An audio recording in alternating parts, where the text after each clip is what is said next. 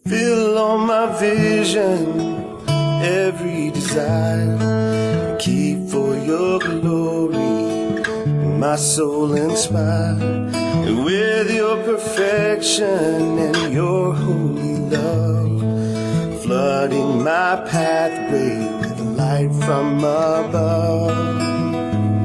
And fill all my vision, Savior divine, till with your glory my spirit shall shine. And fill all my vision, that all may see your holy image reflected in me, reflected in me.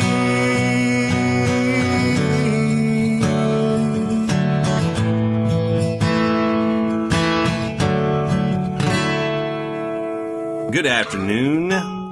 My name is Jason Goodson. I'm here with Johnny Taylor, and this is Coffee and Conversations. And this is probably the first time in 2011 that I'm going to say this. Other than Facebook,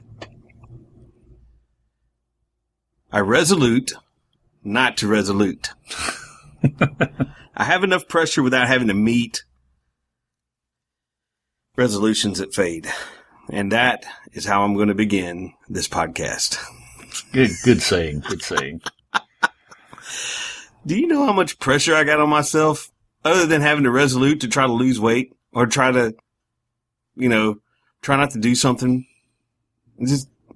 That stuff just kind of kills me. There should really only be one purpose anyway, and that's to follow what God says do today. Yeah. That should be That's a good purpose. resolution.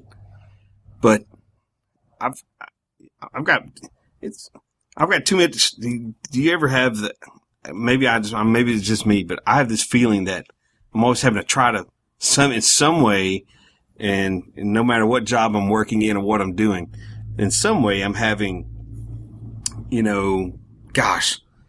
some kind of pressure to meet a demand. Oh yeah. At all times. There's always something. Always something somebody wants or something we should be doing or. So, today on Resolute, not resolute. I'm unresoluting. My New Year's resolution is to make no resolutions in New Year's. For next year. Yeah, or this one. or for this year. We haven't even started this year, have we? Dude. So. We're 3 days in. 3 days in. I, spent my 2-week break from the school, wisely to a certain extent.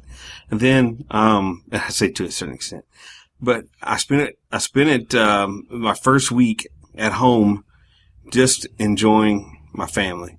Yeah. I really enjoyed my family. It was a good time. Good Christmas idea. was fun, and we ended up, having everybody come over our house on Christmas Eve, and ended up enjoying one another, and it just it's one of those days that you wish you could bottle up. Yep. You know what I'm saying? An experience over again, over and over and over again. So it was a good time, and I really enjoyed it. The girls were hilarious. I've got some hilarious videos of Lucy. Yeah. And man, she is a ham. She is. I mean, I don't think she was actually trying to ham it up for the camera. Yeah. Because I don't think she realized she was so in tuned on opening the gifts, and she got so excited with every one of them, and so she was so visual. Yeah. And she's a loud child, anyways. And so she ended up having an excited reaction to everything she got, and if she couldn't open it, she slung it. If she couldn't get into what she was trying to get into, she'd grab it and just chunk it. Move on to the next one. All right, that's nice. I can't get into it. I'm done. Moving on. And then when she actually got into it, it was actually blah, just crazy. She'd start, Funny. She enjoyed it. She walked around with an outfit on. She looked like the Statue of Liberty. It was strange. But she was fun. She was It's having nice a to be good time. a kid, because then you can be strange and nobody cares. It was strange, but it was funny. So. Yeah. And then my mom got a shake weight. I bet that was funny. And no further comment. Oh. Let's don't even go there. She got her. Just think about, you just. I can't even. You can't even say anything about it. Yeah. It is what it is. Yeah. It's a shake weight. Well, I had a good 2.5 weeks. And, well, the first week I was sick with a cold, but that There's went away. 4 or 5 days there. You were struggling. That's the reason. I think we said we were going to put out some things for podcasts during December. Well, I was sick before I left here, so I didn't get it done. And then I was sick for 5 days when I would have done it when I was there. And so it just didn't happen. So here we are doing another podcast. And I will get the files out there of Jason speaking at the retreat we went to. But great thing. Hasn't happened in almost 100 years in North Mississippi, a white Christmas. Yeah, I get a JPEG on my phone from JT. See, you had a white Christmas last year. Yeah, I was in 10 foot of it last year, man. And then all of a sudden, there was nothing this year. It was kind of nice, though. Yeah, well, it was 2 inches and only lasted really a day without freezing the roads over. That's really good, cool, though. Good snowball fight. I loved the snowball fight because my niece kept throwing snowballs at me, and I kept catching them and throwing them back. Never been able to do that with a snowball before, but it was...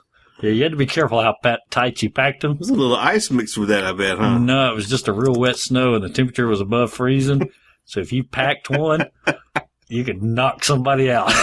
That's funny, man. You had to pack them just so that if you touched it, it exploded, but you could still throw it. I did one 6 inches around and threw it at my niece, and it almost knocked her breath out of her. JT was bringing the heat. She called for the number 1. No, man. What else happened, man? Did y'all sat up there and sat around, ate a lot, and enjoyed the snow and family, and that was about it. That was good. That's my favorite thing to do. Anyway. Cool, man. So, drink good coffee and ate good desserts. My sister-in-law makes this coconut orange cake that my mom always made. It's got the white icing and the coconut on it, and you pour orange juice, fresh squeezed orange juice on the layers. Wow. Oh, that thing is so good. It sounds good, man. Hard to make, but very good. So, wow. Yeah. Man. Well, it's back to the grind. Back in the saddle again. Yeah, work almost killed me because 3 weeks off of not picking up meter lids. I was sore yesterday. Oh. But I'll get over that. Another week, I'll be back in shape again. That's right. We'll have to work back into it.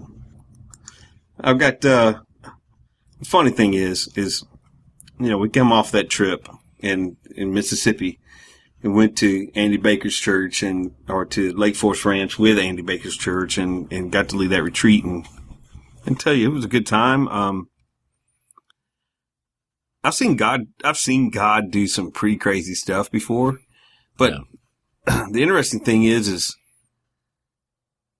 I don't felt like that I've ever been a part of something where, God showed up no matter what was happening. Yeah. And that's kind of what happened. Yeah. It was really neat to experience that because there's things that I've been to where we tried to manufacture the setting in a sense, but no matter what happened, God showed up, man. It's basically trying to manufacture the feeling of the presence of God without the presence of God. And yeah, exactly right. But this was God's presence that brought the feeling without us doing anything, basically. Well, one of the things that was interesting about it is, we're talking the conference or the weekend. The messages are all tailored around being face to face with God. Yeah, having a relationship with God that's face to face, without fear. Yep, without fear. So, one of the things JT and we've been a part of things in the past where we've seen so many setups, so many things that we've tried to do. And when he comes out of left field and comes in and says, "I got an idea," and I say, he goes, "I don't know if it's me or if it's something else, but I believe this is something that would be cool." And so, and one of our things, like one of the things that we've talked about before, and JT said before, that his idea of heaven's sitting down having a cup of coffee. Yeah. Having a conversation with God, that type of, that intimate intimacy. setting. Yeah, exactly. And I'm sure that's very short of what it would be like, but just Yes, of course. you take that setting and multiply it 10 billion times, and that's what it would be like. That's right. And so, in the midst of having, Saturday night, it was post message, post small group time, coming back out, and a little table was set up, a classic LFR wood table set up out there with a coffee cup, 2 chairs, and it was really, just one of those moments where you kind of you almost cringe at setting something up, but at the same time, Yeah. it was one of the most real expressions of God that I've seen in the physical Yeah. that I've ever been a part of. Like, he even reached over. He scared me a little bit when he did it. He even reached over and tapped me because I was so into what was going on, kind of looking over, just kind of getting the feel of the room, because we were upstairs helping, the sound and just kind of getting out of the way, because I didn't want any part of it. Yeah. In the sense of, I didn't want to manufacture nothing myself, but we got out of the way and kind of let the Andy lead what he needed to lead Yeah, there. he did such a good job. Yeah, he did too. a great. Set it up perfect. Yeah. And JT, reaches over and says, "As sure as I'm alive, God is in that chair." And so if it was so, it was pretty the power of that whole thing, just the whole setting, the music they were playing in the background, it could have been it could have easily have been an emotional, manufactured. We could have drawn some people. Yeah. But the interesting part of that whole thing is kids were kneeling down front at the altar. Kids were standing in their chairs. And kids were walking over to the table, and you could tell that, it was just almost those kids coming over, sitting down, were dealing with whatever God had them to deal with at that moment. And the thing about it, the chair at the table was not for getting your life right. Exactly right. It was for being honest with God about whatever you wanted to be honest with God. If you were mad, right, glad, whatever. Right. And that was kind of out of the box probably for most of those kids. Right. And when Andy sat down, I noticed this. When Andy sat down, he sat down, and all of a sudden it was like, his head just bobbed back just enough to tell this, that the presence, it was like something's going on that was so different. And then, I think he understood, and, but the whole deal was just being able to look at that and experience that. And through the weekend, we never made an altar call. No. We never had a moment where we called people down to get saved. And usually you'll hear people say, "Well, you missed out on an opportunity for God to work." No, we didn't. God did exactly. God did his work. We could have not even shown up for the weekend, and they could have been there, and God still would have done his work. Yeah, because those kids got saved in the small groups. Just that wasn't even what they were talking about. That's the cool thing is it's just God was moving doing what on he kids' needed hearts and doing his work like he knows how to do it, right, rather than us trying to do it for him. Right. We talked about fearing God, and just basically that and God showing up, and I bet you there was some fear in the hearts of those students. Yeah. To want to go up there and sit in that table, sit in that chair, and maybe it was the fear of vulnerability that it was set over to the side a little bit. Yeah. There was just a few things. There's different stuff like that going through my mind, but experiencing God in that way can be a fearful prospect. Oh yeah. And especially if you've never had a relationship with God that's in an intimate way that leads to tasting and seeing who he is. It's going to be fearful in the aspect of, can I approach God and be myself? Can I approach God and just express who I am and the junk and all that comes with it and be who I am? And will he accept that? Will he accept me in that process? Or am I going to have to go and do something totally different and totally, to do something else to make it happen? And that can't happen in itself. You can't go off and manufacture something else for you to experience a God who really just wants to experience you in this process of who you are, because he knows he's the best for you. Yeah. You can't change that. He understands that about himself, and that's okay. Yeah. But what he understands is that he wants the very part of who you are. He just wants the whole thing, everything right there. Boom. Yeah. There it is. Why is that so scary? Why is that so scary for us to, what causes all that? Because I don't think we realize what God's done for us, or God's desire. We don't realize his desire for relationship with us. Right. And I'm not talking about, well, you need to be my child because you've messed up. I'm talking about the desire for intimate bridegroom-bride relationship. Right. He didn't have to be a bridegroom. No, you're right. He didn't have to do that. But he desires to be the bridegroom. Right. And that's what I do not think that we get that through our minds. We were talking a while ago about Moses and the burning bush, how Moses was afraid at the burning bush, but you think about what God did there. He said, this is a holy place. But it was obviously perfectly all right for Moses to be there. Right. And God's presence was what made it holy. Right. But God desired Moses' presence also. That would have, I think walking upon a consumed bush, but it wasn't consumed. Yeah, like it was on fire, but it was not. Well, it didn't scare him really until God spoke. That's what I'm saying. Like you show up and you're interested in that. What is that? Like you walk up on that and then all of a sudden God speaks. And exactly. Whoa. Like that makes the hair on the back of your neck rise and that type of thing. But, I don't know what it is and where God's taking you or where he's taken. I know what he's done with me, and I know what he has allowed me to experience. But I was scared, terrified of God for a long time in my walk. Well, I know that when I got saved at the age of 16 and for a period of 4 to 5 years there, and even post understanding and getting a taste of grace, there were several years there where ultimately inside me was this deep, terrifying fear that God was going to consume me for my sin and the things that I've dealt with to that point. And because they were very real, they were very gross, or whatever you want to call it. Sin's gross, doesn't matter what it is. But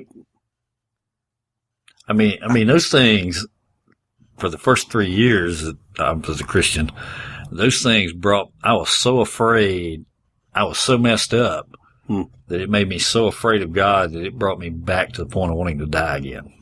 Yeah, exactly. I was in worse shape after I got saved after those 3 years than I was before, because I thought I'd found the answer, and all of a sudden God's mad at me, and there's no chance I'll ever know him because all this stuff's going to be between me and him, and I ain't having any success in getting rid of it. If anything, it's getting worse.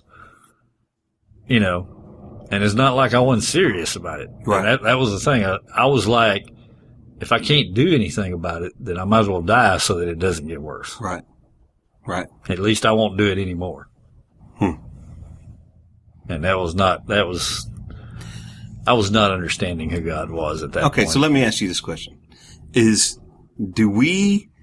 Are we seeing a culture today around us, even not just with the people we deal with, but just the culture around us in general sense. Do you think they're scared of God? In the sense of, or do you think there is the fear of God being in awe and respect of God? Because there's two different words in the Hebrew language that separate those two ideas. And the what we hear in the scripture, and going back to that, is that there's two different distinctions in that when speaking about fear. Yeah. I mean, what do you think about that? I think there's people all over the place. All over the world. I mean, as far as how they think about God, because I think there's people who are afraid to approach God, but they're hoping that if they do enough good stuff, then, somehow this will all level out. Right. My good will outweigh my bad, and I'll be okay. Then there's probably people still around. I'm sure there's people like we were that was just afraid God was going to out of the pool when you've messed up one time. You're my child, but you ought to be better than this. Right. That's probably about the worst fear I know of. Because it's when you supposedly things are supposed to be okay and they're not. Right. That's just a scary thing. Right. Because you're totally out of control. Right. And I think there's people at all levels of fear of God. There's some that just intimately love Him and wouldn't fear Him for nothing. Right. As far as they. Right. But it's hard to talk about just because it's hard to say what people hear when you say fear. Or fear could be compared to so many things. I mean, it's not like when we're talking to, especially if God showed up in the physical, in the sense of Himself physically, boom. Yeah. There's no doubt in my mind. I think that there would be some sort of level there of a fear. Oh yeah. But the great thing is knowing this is God showing up, and then what was we talked about some of the things in the scripture where that the disciples were when Jesus showed up, they were feared. Yeah. They had fear in them. But what do you say to them? Be not afraid. Be not afraid. That's one of the most repeated things is do not fear and be not afraid. And it was constantly having to be said every time God showed up. But I think the thing that I mean, and I go back to my church and I go back to services. I was the day after Christmas. I'm sitting in Sunday morning. One of our young ladies is singing a song, and God just showed up. Boom. I mean, presence was heavy in the joint. Yeah. I mean, and I'm looking around and going, am I the only one? Because it was almost as if my breath was being taken away. Yeah. It was that real. Yeah. And what saddened me is that there was not a face around that a sense of that presence. In other words, there was a point that I was almost fearful that something was actually going to, take place. And it was almost this fearful, hopeful anticipation all together in once, kind of working together. Oh my gosh, God, are you really going to do something? Is it going to show up? And I'm looking around and going, these people don't even care. Yeah. It's that anticipation on the inside going, God, do something here. Show forth yourself, and you are. But all of a sudden, it's like, what happened?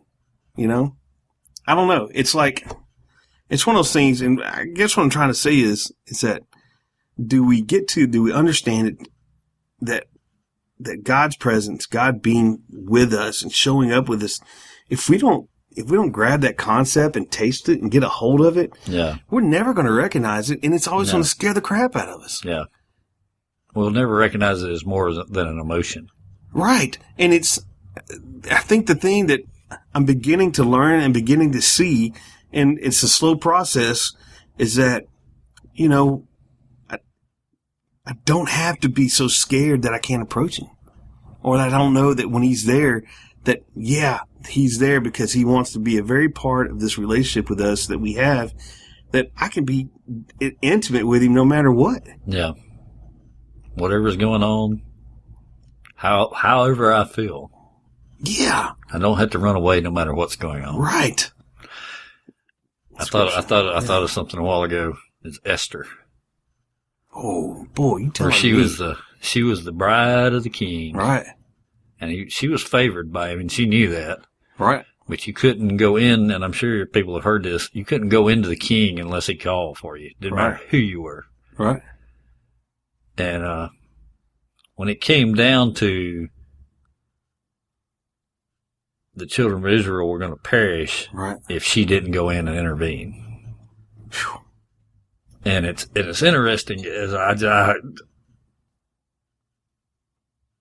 you know, that one day I was talking to Jason about sitting out on the side of the lake, and I just realized a while ago this is what happened to me that day when I realized I've got to know God. That's my only hope. Mm-hmm. All this other stuff I can't worry about. And where Esther said the only hope for the children of Israel was she had to go in and request. Mm. And she said, I will go to the king, which is against the law. There's a big picture there. Yeah. All my sin says I can't go to the king. Right. Right. And she said, if I perish, I perish. Mm-hmm. She had to come to the end of worrying about getting herself in order and go to the king. Right. And he extended the scepter to her. Absolutely. Which was the sign, it's okay for you to come on in. Oof. And I was trying to remember, I don't remember whether, I think Christ is considered the scepter of God. Yes. In one place. Hebrews chapter 1. Yep. I knew it was somewhere. I couldn't remember. Yeah. But you think about that. She said, I will go to the king, which is against the law. What does the law say about us going into the Holy of Holies? It says you can't. It says I'll die if I go in there. Yeah, we'll die. Yeah. But what does the king say? He extends the scepter and lets her come on in. It doesn't matter that you broke the law by coming in here. Yeah, right. Because I've taken care of that. Right. Fires me up. Well, that's good. Oh, well, you know. When we realize we can't meet our own need, and that need exceeds our fear, we'll go. Right.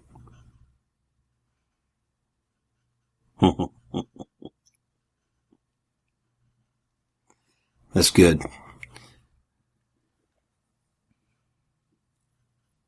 So what's the beginning of wisdom?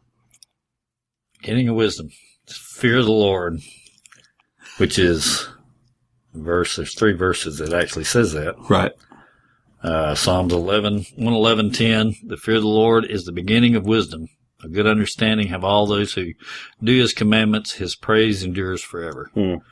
I love the fact that it says it's the beginning of wisdom. Yes. That's why I asked the question the way I did. Proverbs 1:7. The fear of the Lord is the beginning of knowledge, but fools despise wisdom and instruction. Yeah. And then Proverbs 9:10. The fear of the Lord is the beginning of wisdom, and the knowledge of the Holy One is understanding. The fact that it continues to say this is the beginning of wisdom, and that fear there, and most, I think, 2 of those verses is a terrifying fear. It's not a reverence. No, it's I'm scared out of my socks, and something terrible is about to happen. Fear, yeah. But if that's the beginning of wisdom, then let's ask the question: what's the ending of wisdom? Okay, that's good, because a lot of people stop right there. They don't go any further. This is the beginning, and we set all this up. You have to see this, because you can't just say that just the fear of God is the beginning of wisdom, which is true. It is. Yeah. But there's also where wisdom is leading you, where the fear is leading, where he's taking you, goes way beyond fear. Yeah. It begins there, but it doesn't end there. Because we got to have an understanding of who God is. Right. And once we get that understanding of who he is, then his love for us, it makes his love for us even that much greater. Without that understanding of, God is he's worthy of being feared in a terror-like way. Absolutely. I mean, he can fry you in a heartbeat. He could remove his presence from you and you'd disappear. He holds you together. Exactly right. There is definite room for being afraid of God if you're not his child. But in that greatness, it shows forth the greatness of his love for us and his desire to be with us. Right. So I love the verse in 1 John that we talked about. Because what happens is if we don't look at the possibility of what's beyond just the beginning. Yeah. What's the end? What are we looking at here? Where are we going? Where are we going here? Yeah. And it's almost a saying of, I don't know that we could ever see where we're going to end up, which is the cool part, number one. But just understanding this simple message here in 1 John, that somewhat sums up what we have in a relationship with God that moves beyond fear. Yeah.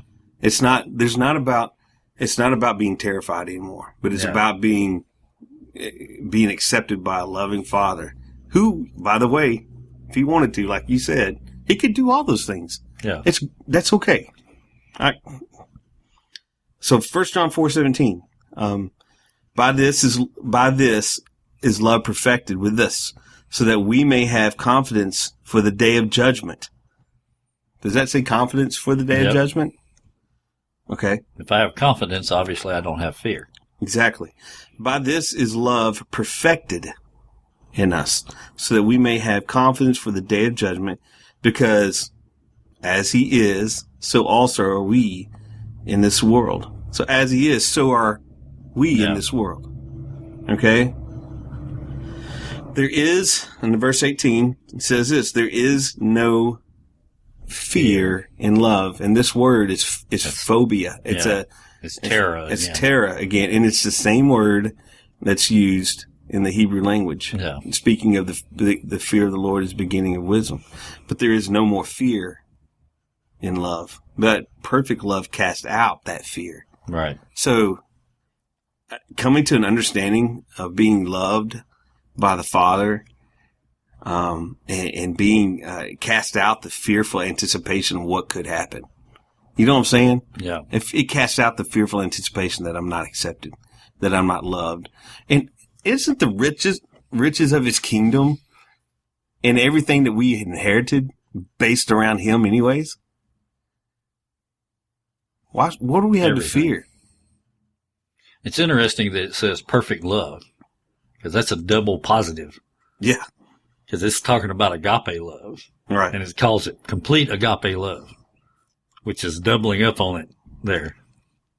Yeah, exactly right. For fear has to do with what? It has to do with punishment.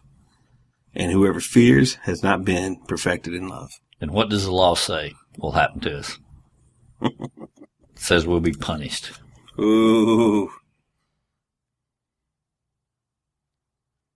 See, the law is a fearful thing. It's a holy and righteous thing, but it's a fearful thing. That's right. If we have no way to meet its requirements. And we had no way to meet its requirements in and of ourselves. Has been made perfect in love. He that feareth is not made perfect. That's and good. In 1 Corinthians 13 tells us what our goal is. Perfect love. Not anything else. Just that's the thing we've got to have. Everything else follows in line after it. Yep. And how much fear did it say it cast out? All. Didn't leave any room for anything. No. Didn't even leave room for fear of God. It casts out all fear. All fear. All of it.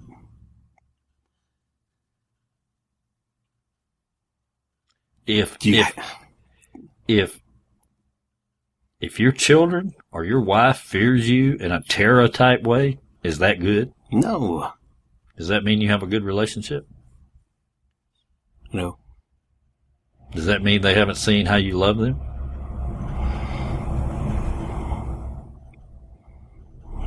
Yeah. I mean,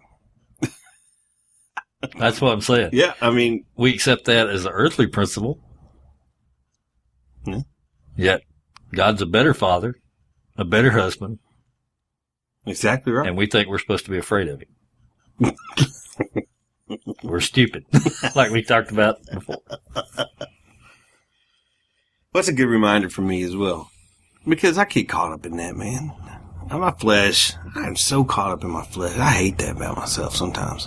That's probably one of the things that bothers me so much is I get wrapped up in so much of what this flesh produces that it causes me to not to want to run to God because I end up living fearful. Yeah. I end up going back to that beginning stage where, oh no, here I am, I'm undone. Oh, yeah. The coal is coming, or no, I don't even see the coal coming half the time. And what I'm seeing is that I'm just at that place of being undone once again and fearful of the anticipation. Oh, I hate it when I get fearful of what's going on around me. It makes me mad. Yeah. When I don't trust that tomorrow's going to be okay, that God's going to take care of me, it drives me crazy. But I can't get rid of it. I mean, at the same time, I feel both sides of that. I'm like, I've got this feeling I'm afraid of tomorrow. And at the same time, I'm mad because I'm afraid of tomorrow. Such a frustrating thing. But I have to get back to God's in control. God's in control. That's right. He's good. No matter what we do. Right. He's faithful when I'm not. It's not about my faithfulness. It's about his faithfulness. And that's why he's good. Oh my goodness. It's funny the things that we conjure up. Oh, we live as if God is the same as our flesh. It's a sad thing that we think God is like our flesh most of the time. We think he would do what we would do. Which is pretty funny. It's funny to me because I know, because we actually think we're better than we would do a better job than he would. I'd love better than that. But don't we? those poor birds over Arkansas. You're right about that, JT. Don't we think he's like our flesh? Man. Yeah. Why do we think that?